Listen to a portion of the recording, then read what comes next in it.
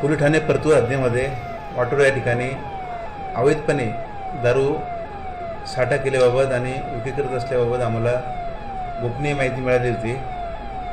त्या गोपनीय माहितीवरून आम्ही आमच्या सर्व स्टाफद्वारे त्या ठिकाणी जाऊन झडती घेतली असता त्या ठिकाणी आम्हास रॉयल स्टॅग या कंपनीच्या वेगवेगळ्या ब्रँडच्या एकूण 3,96,300 रुपयाचा मुद्देमाल मिळून आला।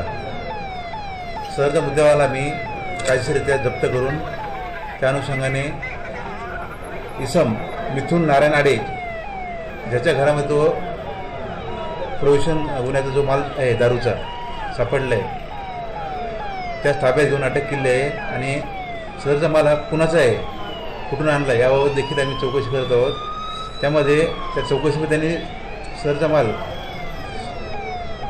सचिन सोळंके याच्याकडून घेतल्याबाबत त्यांनी सांगितलेलं आहे। हा सचिन सोळंके जो आहे त्याचा अजून शोध घेणं बाकी आहे, त्यासाठी आम्ही सदर आरोपीस अटक करून पुढील तपास करत आहोत आणि त्याची आज कोर्टामध्ये मान्य न्यायालयामध्ये आपण पेशासाठी आपण प्रोड्यूस करत आहोत।